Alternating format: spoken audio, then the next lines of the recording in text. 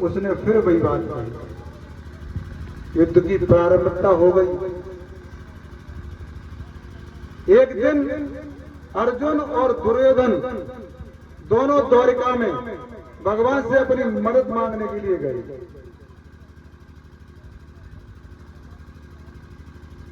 मदद मांगने के लिए गए तो भगवान अपने कक्ष में सो रहे हैं। अर्जुन पैरों की तरफ खड़े हो गए और दुर्योधन सरहाने की तरफ खड़ा हो गया। क्यों? दुर्योधन भगवान से संबंध वो मानता था, सुभद्रा वाला। अर्जुन पैरों की तरफ खड़े, दुर्योधन सरहाने की तरफ खड़ा है। जैसे भगवान की निद्रा टूटी, भगवान जैसे उठे, देखा कि मेरे पैरों के सामने अर्जुन खड़ा है।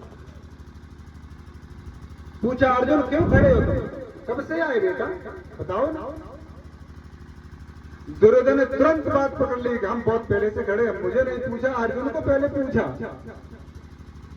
भगवान ने कहा, पहले मैंने अर्जुन को देखा। और दुर्योधन अर्जुन तुमसे छोटा भी है।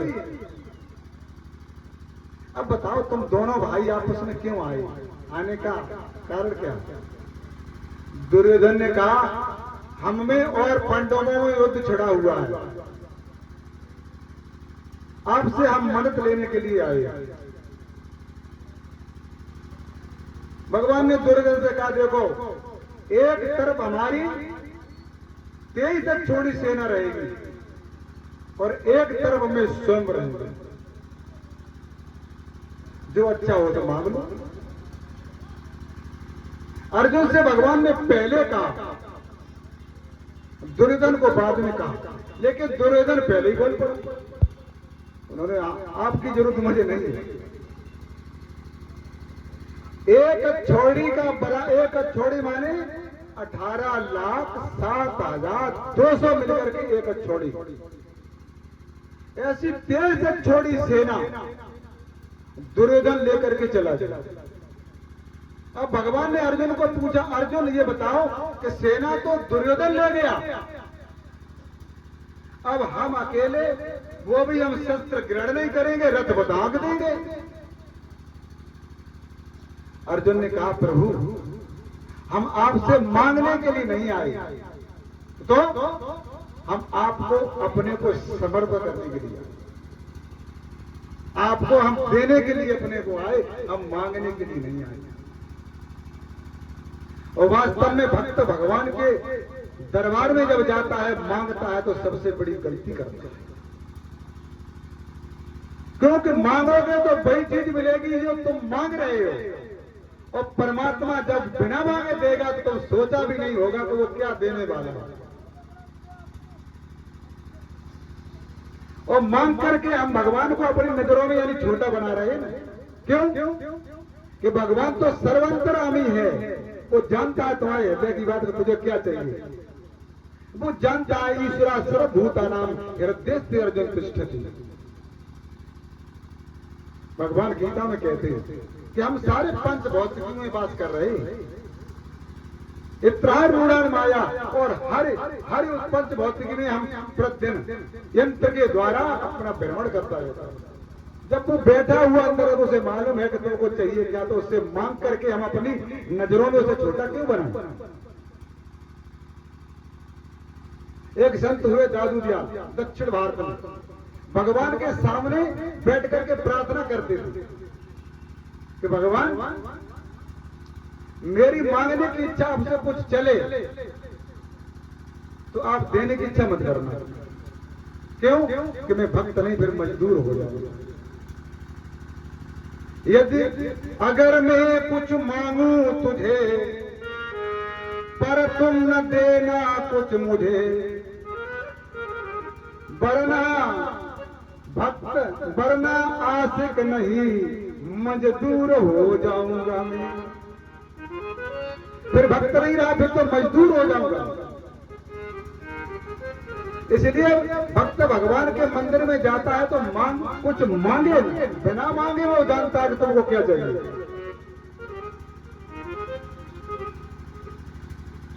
भगवान से अर्जुन ने कहा मैं आपको समर्पण करने के लिए आए, आपको देने के लिए आए, मांगने के लिए आए। भगवान ने अर्जुन को तथास्तु कर दिया। अर्जुन तू विजयी तो होगा ही होगा, तेरे अंदर वो भावना है तेरे पे। और युद्ध की प्रारंभिकता शुरू। एक दिन का जिक्र है, भीष्म पितामह ने प्रतिज्ञा की और भीष्म पितामह को 10 दिन महारथी बनकर के युद्ध करना। 10 दिन भीष्म पितामह 10 दिन महारथी बनकर के युद्ध करते रहे। भीष्म पितामह जब युद्ध करते रहे लेकिन विजय नहीं हासिल हुई, कौरवों की सेना बार बार मरती जा रही है। दुर्योधन ने डांट करके कहा पितामह धिक्कार है तुम्हारे जीवन को, आप गंगा पुत्र हैं और हमारा अन्न भी आप खाते हैं, मालूम पड़ रहा है 5 पांडवों की आप कर रहे हो। भीष्म पितामह को क्रोध आया। भीष्म पितामह ने प्रतिज्ञा की कि कल पांडवों का एक वीर कोई न कोई हम मार दें। और भीष्म की प्रतिज्ञा सुनकर के पांडवों में खलबली पांडवों में मच गई। आधी रात्रि के समय पर भगवान ने पांडवों को जाकर के जगाया। अरे भाई सो रहे हो? पांडवों ने कहा जिसकी आप चिंता करते हो उसको सोना ही चाहिए, जिसकी आप चिंता कर रहे हो उसे सोना चाहिए। पांडव तो खर्राटा मार करके सो रहे। द्रौपदी के पास भगवान पहुंचे। द्रौपदी से कहा द्रौपदी वो नहीं सुनने वाले, वो तो सो रहे। द्रौपदी ने कहा मैं क्या करूं फिर? तो तुमने प्रतिज्ञा सुनी कि सुनी तो है कि कल पांडवों का एक वीर कोई मारा जाएगा। ऐसा करो चलो मेरे साथ। उन्होंने कहा प्रभु अभी तो रात्रि, आधी रात है कि रात्रि में चलो। कहां चलना है? कि भीष्म पितामह समाधि में बैठे, उनसे आशीर्वाद प्राप्त करना। भीष्म पितामह के पास भगवान श्री कृष्ण द्रौपदी को ले गए और जब पास में पहुंच गए तब द्रौपदी की जूतियां अपने पीतांबर में भगवान ने छुपा दी और द्रौपदी से कहा तुम जाकर के नूपुर की आवाज करना। भीष्म पितामह अभी समाधि में, उनकी समाधि टूटे वैसी तुम नूपुर की आवाज करना। भीष्म पितामह की समाधि जैसी टूटेगी तुमको आशीर्वाद दे देगी। और आज भानुमति भी आशीर्वाद लेने के लिए आने वाली है। भीष्म पितामह समाधि भी थे और द्रौपदी चली गई। द्रौपदी ने पूछा, अगर उन्होंने पूछा पितामह ने एक साथ किसके रात में आई हो तो बता देना मेरा कोई भैया है, ग्वालिया है, गाय में दूध निकालने वाला है, मैं उसके साथ में आई। द्रौपदी चली गई। जैसे ही भीष्म पितामह की समाधि टूटी, भीष्म पितामह की समाधि टूटते ही द्रौपदी ने अपनी चूड़ियों की खनकार की आवाज कर दी। पितामह ने समझा भानुमति आई है आशीर्वाद लेने के लिए। पितामह सौभाग्यवती भव का आशीर्वाद तुरंत दे दिया। जो सौभाग्यवती की आवाज आई, द्रौपदी ने अपना घूंघट का पल्लू हटा दिया। पितामह से बोली पितामह तुम जिसे सौभाग्यवती का आशीर्वाद दे रहे हो और आज कल आपने प्रतिज्ञा की कि पांडवों का एक वीर भी मारा जाएगा, ये आपका वचन पूरा होगा सौभाग्यवती वाला कि पांडवों का वीर कोई मारा जाएगा। भीष्म पितामह ने कहा पुत्री ये बता तुझे लेकर यहाँ कौन आया, मुझे ये बता पहले। आधी रात के समय पर तू तो नहीं आ सकती थी मेरे पास, कोई न कोई तेरे साथ जरूर होगा। जब भीष्म पितामह ने डांट करके आवाज लगाई द्रौपदी को तो द्रौपदी ने कहा एक मेरा ग्वालिया है दूध निकालने वाला, वो भैया लगता हमारा भाई है, कोई साथ देगा। वो कहाँ है तेरा ग्वालिया? भगवान ने द्रौपदी से कह दिया था बताना नहीं पितामह। भीष्म पितामह ने जब भगवान को देखा जा करके, ये तेरा ग्वालिया है क्या? हाँ।